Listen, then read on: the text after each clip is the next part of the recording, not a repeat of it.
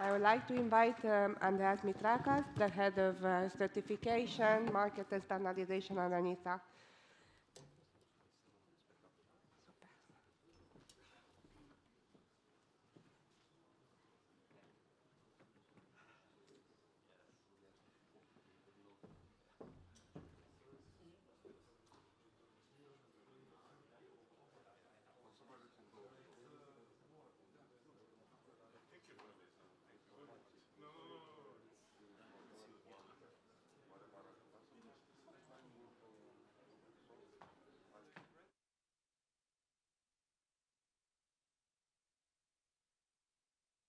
No, we don't want to have a break because we want to keep up the schedule and finish promptly within 47 minutes.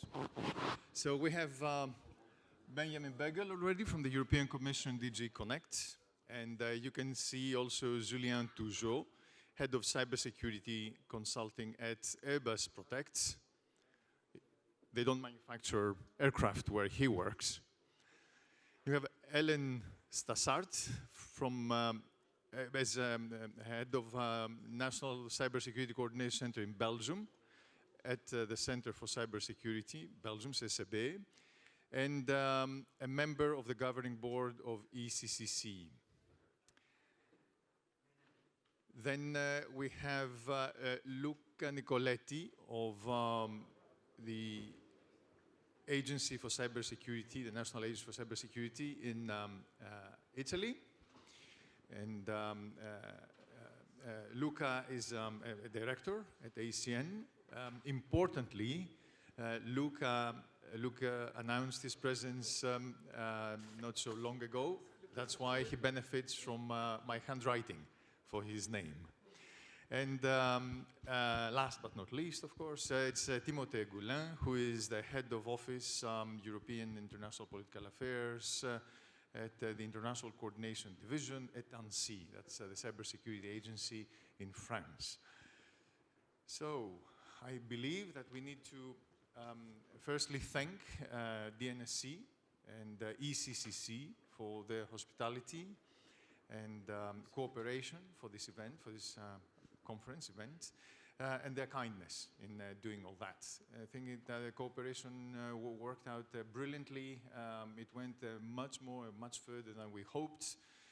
When we came up with the suggestion to have a little event, not just on market analysis, as we did in the last couple of years, but also on the CRA, because the CRA is all that matters in this day and age. One supposes that since the 17th of October, we're past the NIS2 milestone, and DORA comes the beginning of the year. So service providers are pretty happy. They have their homework. It's down to the producers, the vendors, the manufacturers of products with digital elements.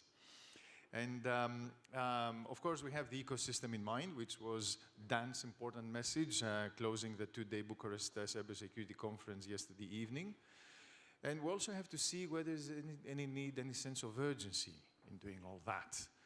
Should we be in a hurry to move forward and step up our game, or we can take our time because we have over 2 years for the regulation to come into force, and let's see what happens. So we have, give or take, 45 minutes for all that. I will take a seat because I don't want to stand out from everyone else. And of course, we have a whole lot of questions and this much time. So I think my first question would be for the representative of the European Commission, for Benjamin.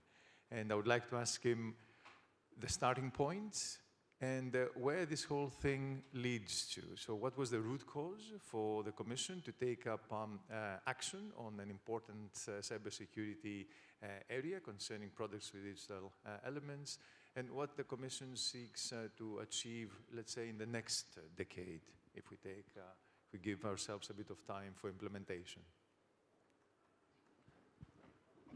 Thank you so much. Yeah, I mean, why did we do the Cyber Resilience Act? I think it's, in a way, of course, it's obvious, right? I mean, there's a lack of security in all the ICT products, be it hardware or software that we're using. So as you know, the cybersecurity framework that we have at European level is relatively recent. I mean, the first NIS directive came into force in 2016, and it focused on the security of critical infrastructures. What we soon realized was that for critical infrastructures and basically anyone who manages an organization, it's really difficult to do security properly if you cannot trust the products that you're deploying on your networks. Yeah, you can comply with all the standards you want. It's still a challenge if the products on the market are inherently insecure. And I think this triggered basically our reflections on the Cyber Resilience Act. We wanted to help the critical infrastructures, large organizations, and of course basically anyone who needs to trust in the security of a product, including consumers, obviously. And the Cyber Resilience Act is the answer, or at least one answer to that challenge. So the idea is basically to create, to kind of ensure that there is enough incentive in the market for manufacturers of hardware and software products to take security seriously, to integrate security considerations from the onset into their products, and to, take the responsibility seriously to also ensure that products remain secure throughout the time that they are being used. Very good, many thanks. Maybe to Timothée, right next to you, looking again into the future, from the point of view of a country with the size of France and the importance in Europe that France has. My question to you is, how do you see the CRA impacting the industry? What do you think that the industry should expect to get out of the implementation of the CRA, again, for perhaps the next decade? Absolutely. When I talk to industry representatives, it sort of feels like I'm talking to my friends who just had a second kid. You know, it's sort of like, it's too soon. They don't have the energy and they don't have the resources. So they're going, oh, there is NIS2 and now there is CRA. It's too soon. We don't have the resources. We don't have the energy and so on. In the end, they are going to love the kid. No, it's not a question. So CRA, Benjamin is a better diplomat than I am. Said there was a lack of security. I would say it was a complete wild west of connected products. So the CRA played a major role in addressing this issue. As Benjamin mentioned, life cycle, security updates, vulnerability disclosure, and so on. So much has been done by this regulation, and now it's all about implementation. So that's the priorities we have at national level. As you know, CRA lays out legal obligations in terms of security requirements for products, self-assessment, third-party conformity, or certification for the most sensitive products. And then the second big angle is vulnerability disclosure and incidents. So we have a lot to do, and we have a lot on our plates from a competent authority perspective to make sure that first the CRA is known, to communicate about the CRA, to accompany business in this journey. We have a lot to do in terms of also making sure that it works well with certification. So as ANSSI, we are the NCCA, the certification authority. For France, ECCC is out, and it's been out for what, 6 months now, or almost, which is a great news. We need to make sure that it makes sense for business to certify the products, that it's works well in terms of mutual recognition or conformity with the CRA. So we need to make sure that the text is implemented so it serves companies and it's easy for companies to do this. In the long term, I think it will mean for companies that are able to use trustworthy products, it's a life changer for them. B, it will create opportunities for companies that are providing these services or these products. And so it's an opportunity also for SMEs in particular throughout Europe. So it's great news. Indeed, this is a very good point, and I would like to pass the word to Luca, because the Italian economy depends an awful lot on SMEs, on small and medium-sized enterprises. And if we talk about products, we have to count on the ingenuity and the creativity of the small manufacturers, or the ones that design or fund products that are manufactured elsewhere, outside the EU, and then they come to be sold here or elsewhere across the world. What do you think about the CRA? What would be the burden for the small and medium enterprises in Italy or broadly as you experience it? Okay, first of all, thank you very much for the invitation, for the organization of this wonderful meeting. I would say not only in Italy, but in most countries in Europe, the SMEs are at the backbone of our productivity systems. And yeah, for sure, CRA will be a burden for companies that are producing products with software inside, and I guess most of the products, once again, nowadays have software inside. But from our point of view, it's a matter of quality. So we believe that this new quality mark that we will have on our products will be a good selling point for what we produce in Europe against the rest of the world. This is the first time worldwide that there is a specific legislation for this kind of things, and as it has happened for the previous quality marks that we have in Europe, we believe that it will become some sort of standard all around the world. There are discussions that are going on between the Commission and our colleagues in the US for making it possible to certify products on both sides of the Atlantic. And what we are saying to our company is that this is an opportunity. This is something that we need to use, to sell better, to have, once again, a good selling point when we go outside our Europe. The point is, as my colleagues have already highlighted, is that we have a huge lack of protection in our products. It's too easy today to exploit some vulnerability in any kind of product that we use daily. Let's forget that in every moment of our life we are connected. We are using something that is connecting not only our phones, but in our houses nowadays everything is becoming more and more connected.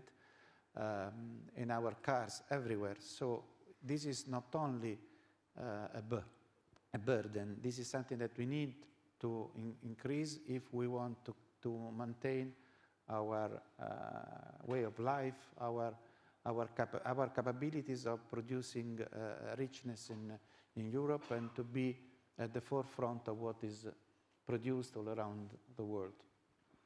So we are happy with this, of course. Everything could be done better, but we are happy with this legislation. Great. Ellen, after you took a breath. Let's move on to a question where the rubber hits the tarmac, as they say. And since we have a view on the industry horizontally and on SMEs, there's cost involved for transition. And you have an important role as a board member of ECCC.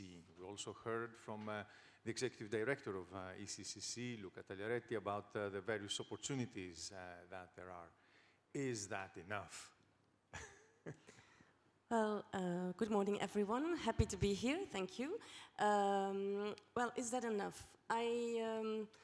There is this tsunami of new European regulation, and I think it's really going to fall from the sky for a lot of SMEs. So I agree with my colleagues here. Nevertheless, the ECCC is there. The national coordination centers are there. Our role is to support to a maximum, of course. So if you ask me, will there be enough funding? Of course, we are making the priorities for investment in Europe, but I really want to underline that it's not enough to talk about funding only. It's not only about money. Of course, it is about support and money, but not only. It's about creating awareness, about knowledge sharing, about really inform everyone. I think we are facing the deadline of compliance by the end of 2027, but that's soon. That's really, really soon. So I think as national coordination centers, together, we are in that boat, and we have to help navigate our SMEs and to understand what it is, this new regulation, what they can do. So I want to underline, if you ask me about funding, the opportunity for having and using the instrument of FSTP, which is cascade funding. It's financial support to third parties. Actually, it's kind of, let's say, delegation from European money that national member states could give to their industry, to their SMEs. I think this instrument can be really a game changer for the CRA specifically, in general, but definitely also for the CRA. And yes, as my colleague was saying, we need to create this awareness, actually, to have cybersecurity by default, because we're all using toothbrushes or doorbell, not to mention the solar panels. So we need this. We really need this, and I think NCCs have the role to inform, to train, to create awareness. We are planning together with, in a project together with Italy. We have a project that NCCs will actually do and provide these kind of trainings and webinars. This is the first step, I think, to create this awareness. And perhaps, since you took up so nicely after you had your drink of water, the cascading instrument, if I understand correctly, requires a member state contribution. Yes, it does. Would you explain a little bit? Yeah, expand a few words about it, and yes, you know, whether the governments are prepared to meet the challenge in this day and age. I think everyone knows the usual calls from the European Commission. There are calls, and everyone can apply according to the call criteria, of course, and send in an application. Well, this role is now cascaded, let's say, to the member states for this instrument, this particular instrument.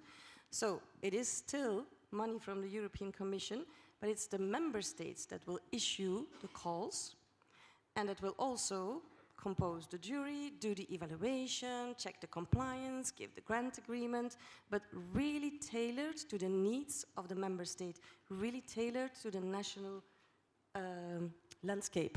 And that's so important about it. So, because of course, Europe, it's 27 member states, there is a lot of diversity, and who knows better, not to say that I know best, but who knows better than a national authority or a national player, what are the needs in a certain country? That can be very different in Italy than in Belgium, which is not really the case, but it could be very different. Yeah. So that's why I think it's an important instrument. NCCs are young.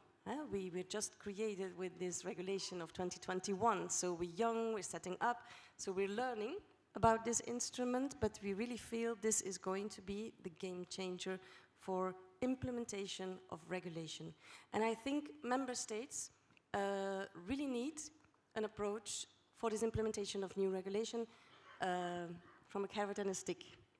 A carrot can be money, as I said, but it can also be support in the way of information, best practice sharing, and trainings. So I think this combination of FSTP funding on the one hand and support on the other hand can be very important. Thank you. The next question probably is for Julien. And Julien is the odd man in this formation because he doesn't work for a government or for the European Union. But his role is important because he represents the accumulated experience of a very mature industry that has been safety geared and safety oriented pretty much since its inception, anyway, for a fair amount of time. They have established practices in terms of accident recording, investigation, analysis that has led to the incredible level of safety that the aviation industry represents. And I think we should also keep in mind and share our pride about having Airbus as the leading aircraft manufacturer on Earth, and probably on this galaxy. So with this tall tab for you, Julien, how do you see this transition to the CRA from a supply chain point of view, perhaps? Because I suppose that you're familiar with, you have a built-up experience into building trusted supply chains for your products. Absolutely. Yeah, and allow me to thank you and Louise for inviting Airbus Protect, and myself to this very interesting panel.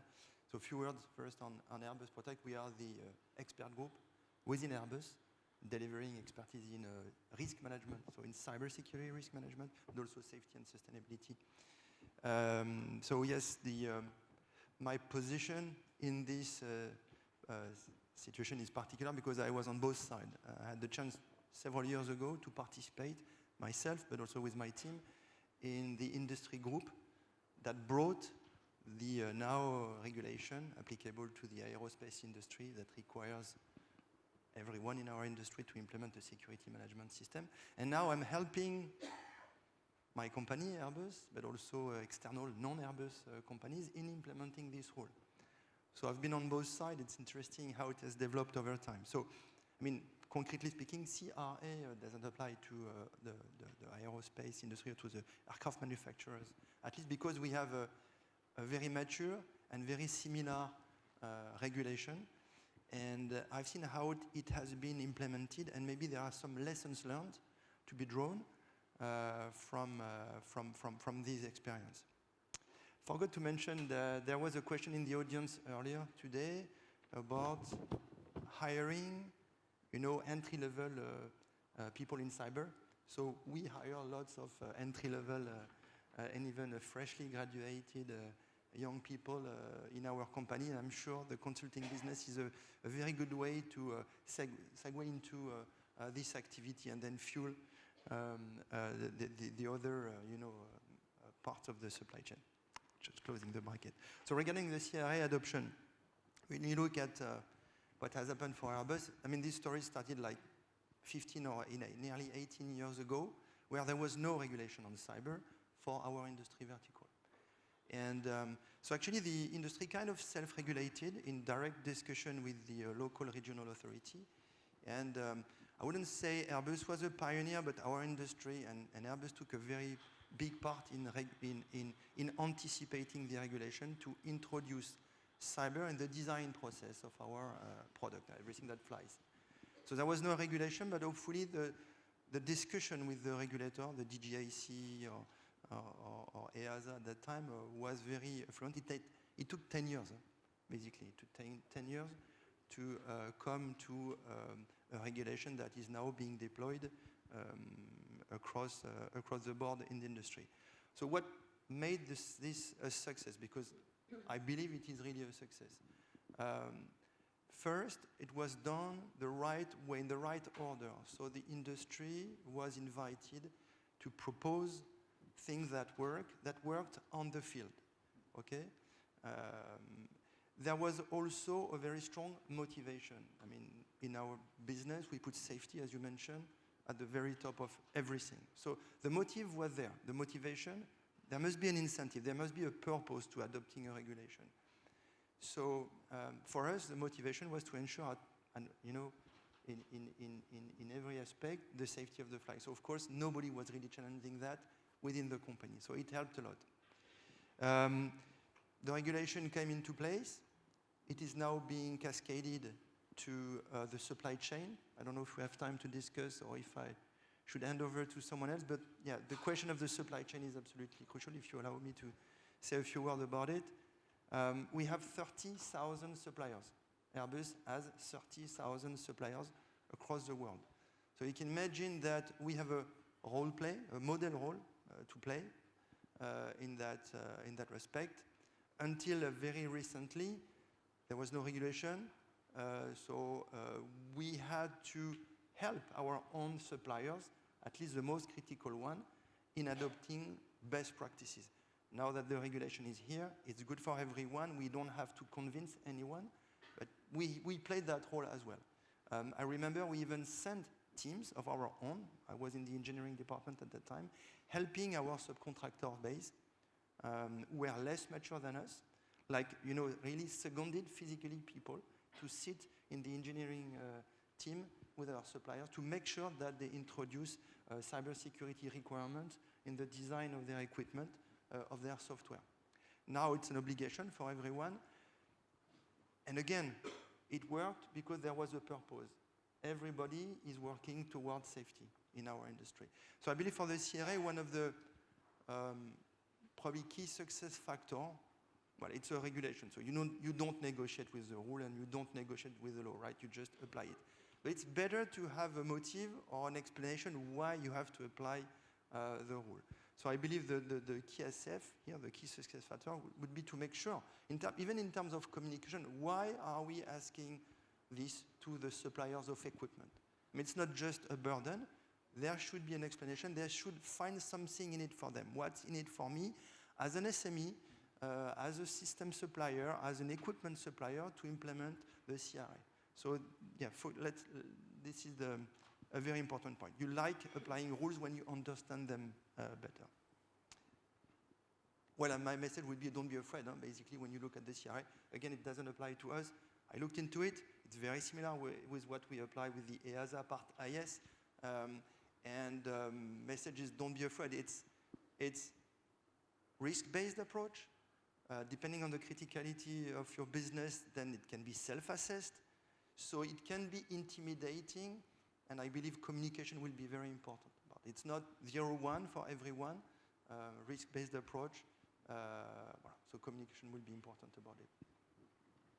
All right, many thanks. Many interesting remarks. I keep one point from what you mentioned, that if you're too big, no problem is big enough for you,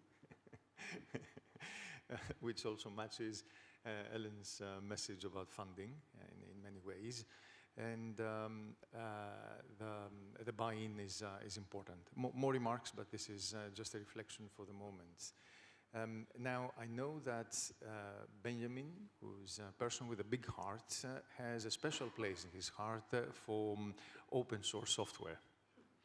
And I'm saying this because he found the time, the energy, and he managed to convince the entire hierarchy of DG Connect about the importance of dealing with open source software under the CRA. So Benjamin, what would be the message from the Commission to the open source software community? Well, first of all, I don't think it took a lot of convincing, because open source is really important to the Commission as a whole. I mean, we all know how much the economy relies on open source. It's great innovation potential, how it's deeply embedded in the supply chains. I don't know, the 30,000 suppliers that you mentioned probably include a lot of open source suppliers, right? So yeah, I mean, every legislation or legal negotiation needs a little bit of drama as well, I guess, and our drama was the open source. So, I mean, in the Commission proposal, we had initially written that open source should be excluded from the scope, but the community approached us saying, yeah, but this needs to be fleshed out in more detail, it's not clear enough. And indeed, we listened, we wanted to make it more clear. I think there was also a desire in the Parliament and amongst member states to make it more clear. So I think our message now, the message of the CRA towards the open source community is that we recognize the specificity of your development model. We recognize the role that you play in our supply chains.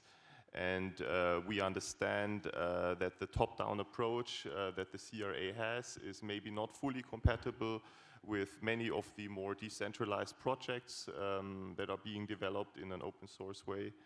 So, and that's why we found this more tailor-made approach for open source development and the coverage of open source, meaning basically, if you're a traditional manufacturer and you do open source, then you will be treated as a traditional manufacturer. If you are an individual developer with no governance to speak of, or if you're a fully decentralized collaborative project, you are basically outside the scope of the Cyber Resilience Act. And for all those in between, if there is a certain degree of governance, for instance, if your project is I mean, if it's under the guidance of an open source software foundation or similar, then we'll apply a light touch approach, which is called the open source software steward.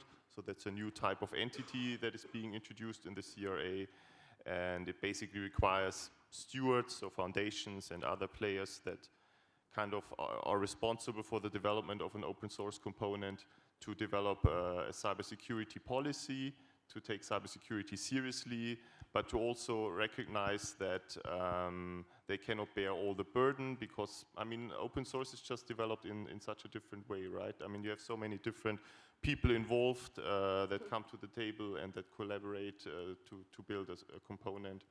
And this should also be recognized by the framework. Yeah. Very good.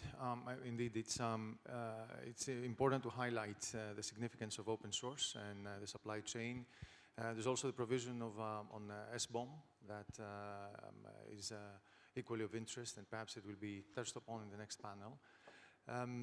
I had something else in mind for the next question to all three representatives of member states. As next year ENISA reorganizes itself and the responsibility for the CRA will pass to my very good colleague Apostolos, Dr. Apostolos Malatras on the first row. So I would like from you to Apostolos a little to-do list in very plain words. We have our to-do list from the Commission. Very kindly, they have communicated formally to ENISA, and we dutifully support in various ways around the CRA. But from the side of France, of ANSSI, what would you expect ENISA to prioritize? It doesn't have to be a full list, hopefully, but it could be one or two thoughts at the top of your head that would help ENISA to set its mind properly and start working for it towards the transition. Timothée? Thank you, Andreas. I would not dare tasking Apostolos on this stage.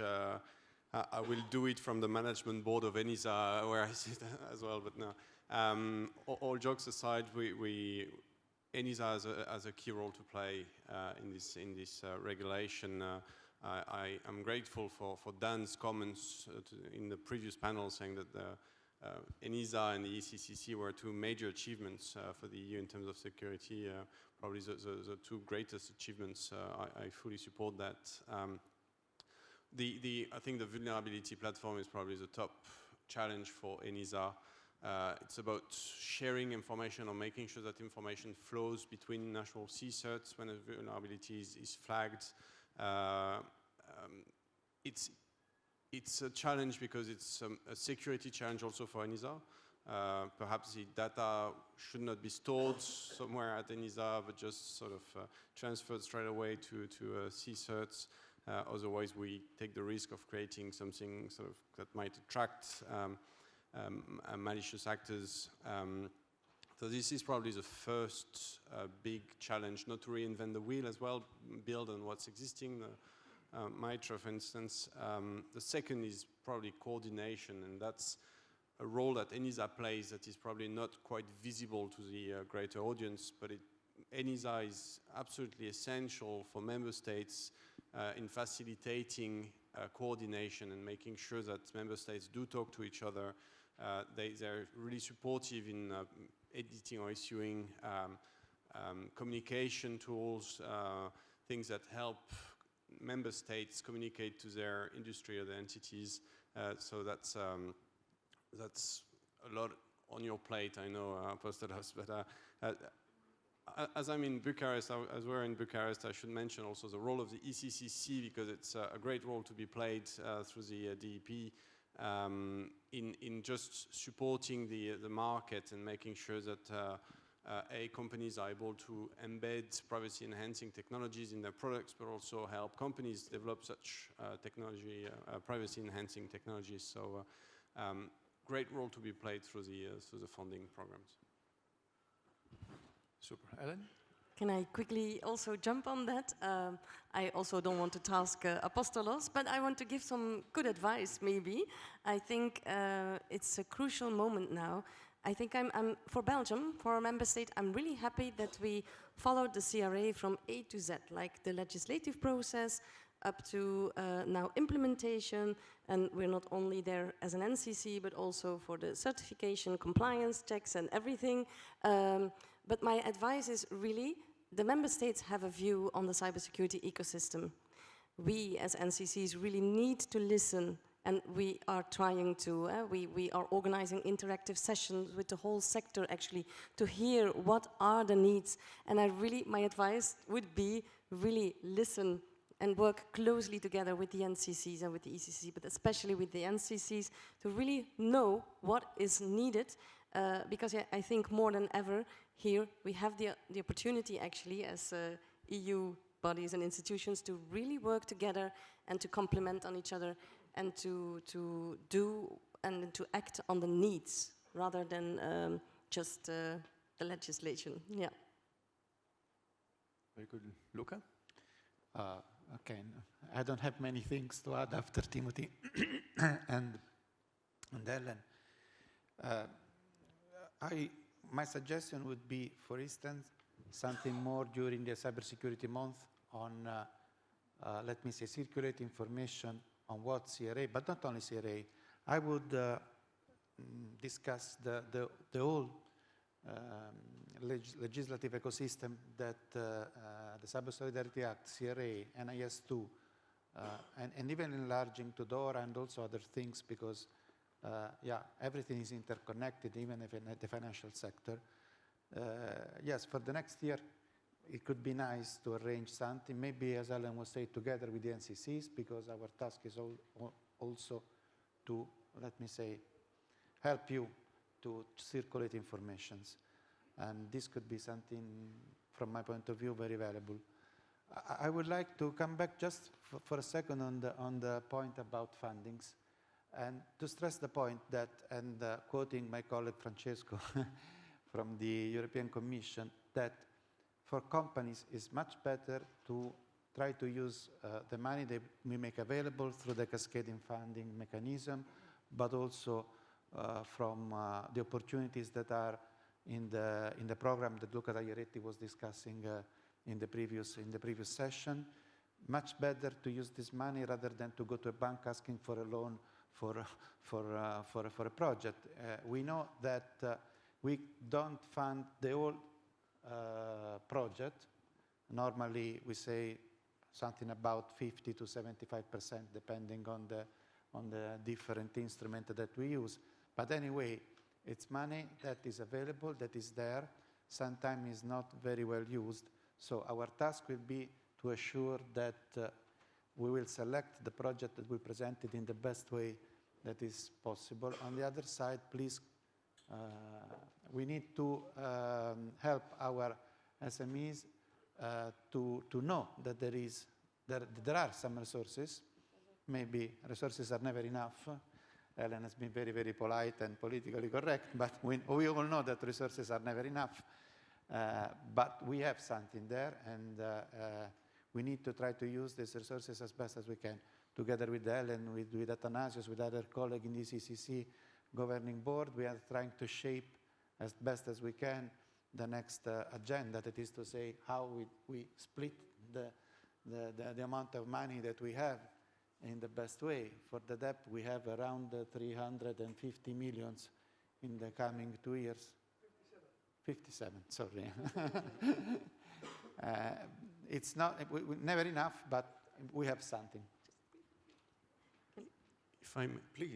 If I may add one more thing for Apostolos, apologies.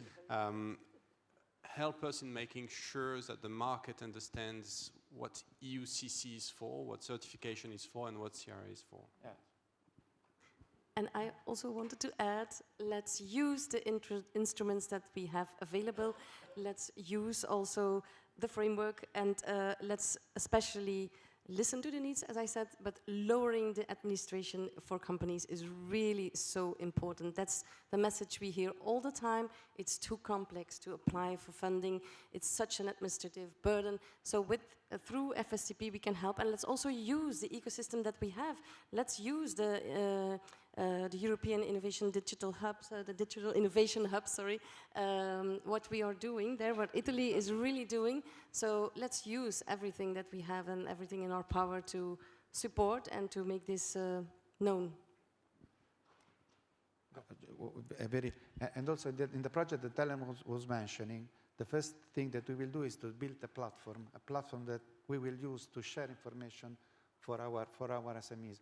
Maybe we can find a way of use this platform together and once again to empower even better what we are doing on our side and on your side. Very good. Julien, Just maybe one word, 1 minute? you have a request? No, to no ENISA? request. I would like to echo what has been said from an end user perspective. So, of course, not daring asking anything to ENISA, but what I like from the ENISA work is a practical, very hands-on report and studies that are published. Everything that helps the end users, companies, member states, etc., to actually implement the rule and navigate and crawl through the complexity of the rule in very simple manner. I remember the work you guys done for comparing, for example, cyber risk assessment, so very practical stuff. Okay, so I'm applying this methodology. How does it relate to other methodologies applicable in Europe or in other industry verticals? That's very handy, especially for not the big guys like us. We have people to work out the regulation, to understand it, etc., to process it. But for smaller players, I believe any very hands-on material will be helpful. People they can rely to, things that can, document they can rely to better understand what are the priorities. I said it's sometimes intimidating, so the idea would be to lower the barrier to the understanding of the regulation. I have another quick question for you, Julien, because you have the experience from encouraging your suppliers in the supply chain, as you vividly explained, to step up their game. How do you see, we heard about the funding instruments and what the public sector effectively will be doing for the private to transition, but how do you see the private sector interacting and bigger companies, the ones that control their own supply chains, helping the smaller ones, the SMEs and the faraway, outside the borders of the EU manufacturers to step up? Very quickly, it will be a matter of money at the end of the day, unfortunately, because back in the day, without the regulation in the aerospace, we paid the price basically. So we help our suppliers, or some of them, to beef up their posture, cybersecurity posture. It has a cost, of course. So this cost was passed on to Airbus at the end of the day. If you ask 20% more time in the design of a software or a piece of equipment, then it costs 20% more at the end. So somebody has to pay for it. So in absence of a regulation, was a Wild West, I would say. Now that there is a regulation, of course, the small player, the supply chain, they have to apply it. So we can help, and ENISA can help, as I said, lower the barrier, the intimidating barrier to the adoption or the understanding of the regulation. But at the end of the day, they can. I mean, the industry has to comply, and it will ease in a way the relationship. It will be then a matter of sharing the cost, or at least spreading the cost of this increased resilience across the supply chain. Very good point, many thanks. And I think this is also an important dimension to highlight, that you should not expect to get all your support from the public sector. It's never enough. I mean, it can be generous, but it's never enough. And of course, public interest crosses barriers, and it's horizontal, but it cannot focus exclusively on cybersecurity only. We have precious little time, about 5 minutes, and if I think we can take one question. Alyosha. Okay, we have a mic. I think somebody's bringing one.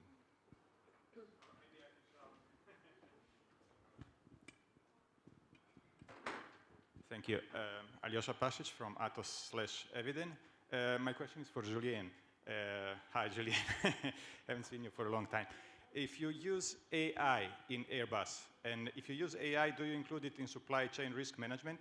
And if yes, how do you deal with data provenance? Oh, wow. That's a tough one. Easy question. Okay, the official message. So we're not using AI to assess the compliance of our supply chain or of ourselves.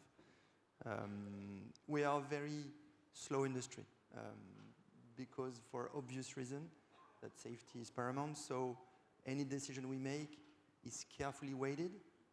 Okay, and any consequences of our choice are really understood and assumed.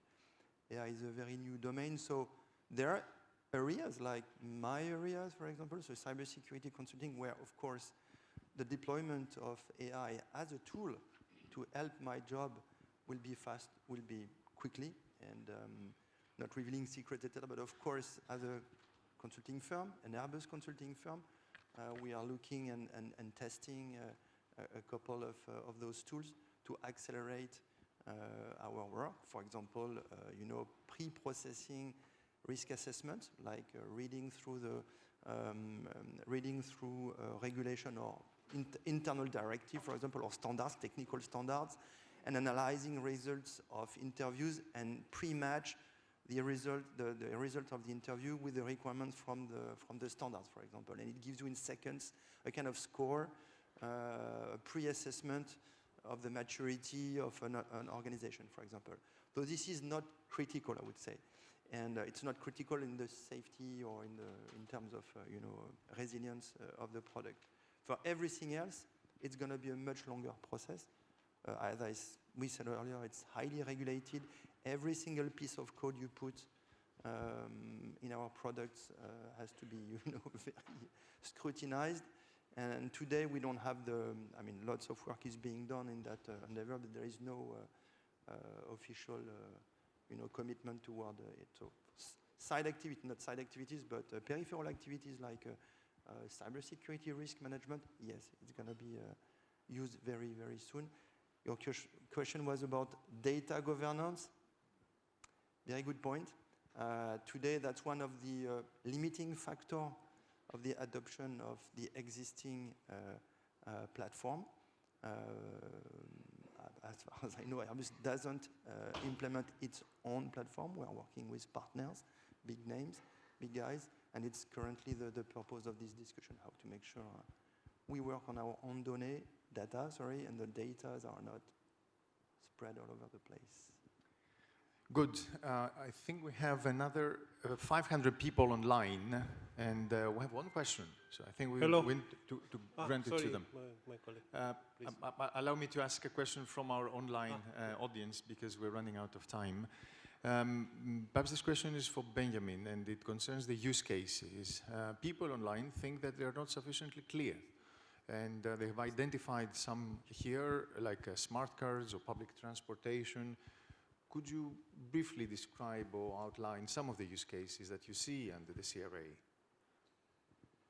Yeah, the CRA is a very comprehensive piece of legislation. It has a scope that, I always describe it as both wide and deep, like wide meaning that we cover basically all the final products across all the sectors, and deep means that we don't only cover final products, but also all the components, right? Because the supply chains are so complex, as you've demonstrated, and it's difficult for the manufacturer of a final product to really understand the security of every single component that they integrate.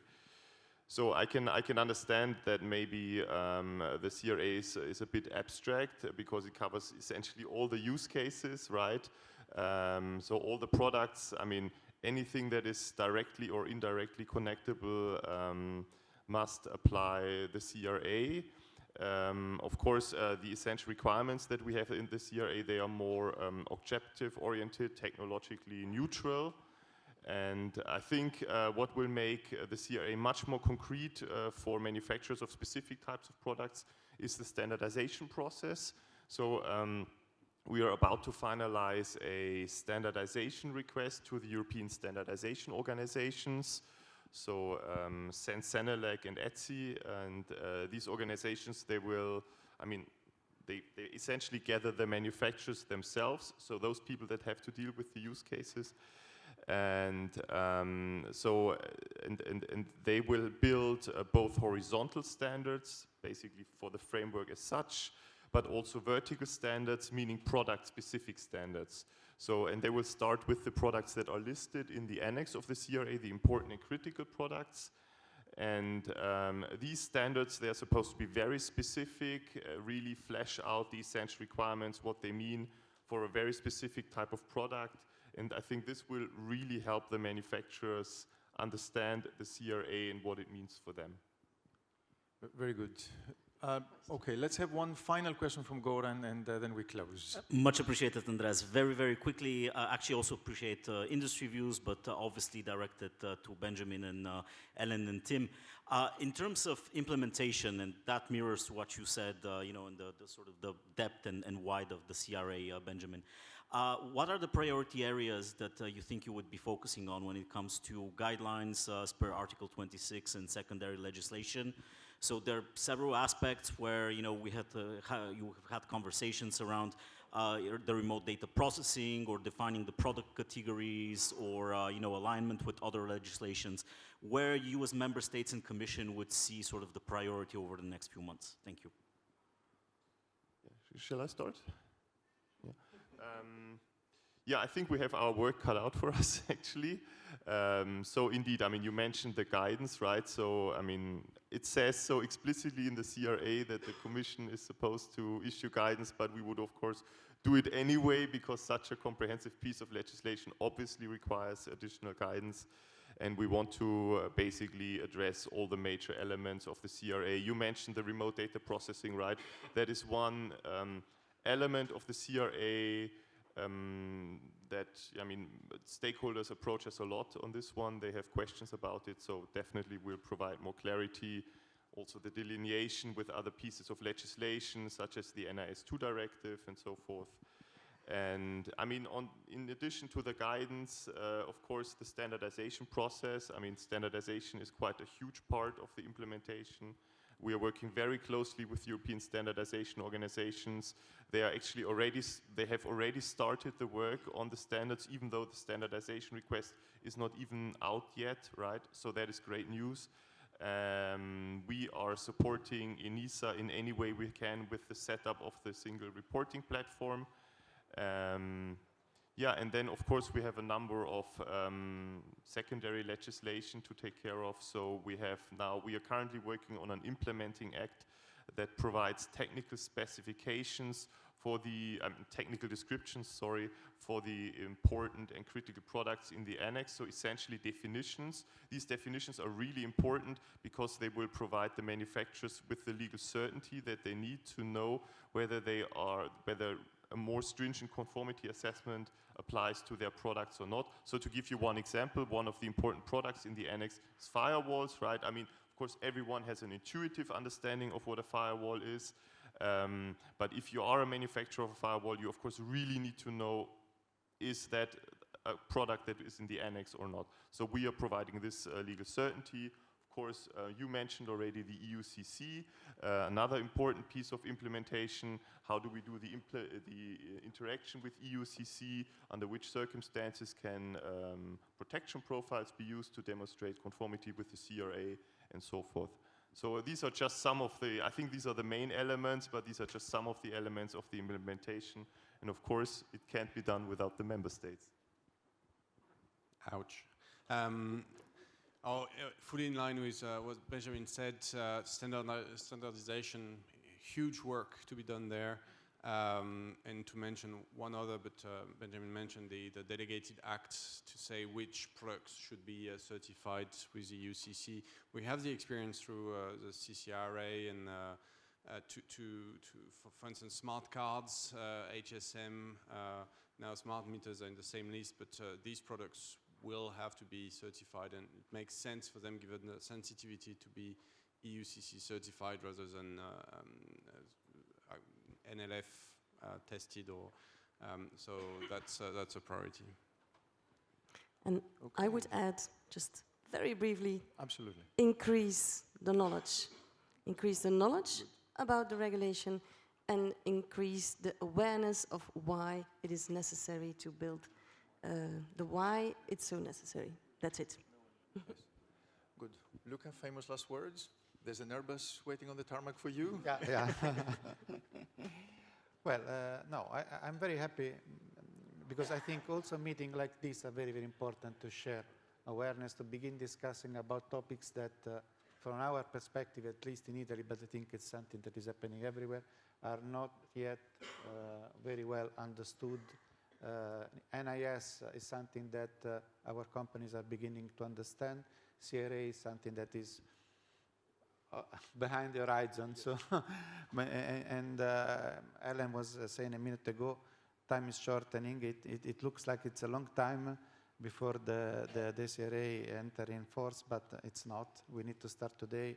So thank you very much for having organized this meeting, and that's it from my side. So at this point, I think we can close. We're Together happy? we can do it. That's the message. Okay. Thank you all so much. Timothy, Benjamin, Julien, Hélène, Luca. Thank you very much. We would have a short coffee break, about 10 minutes. Can you be back 10 to 12, 11:50 in the room? Thank you so much. Enjoy your coffee.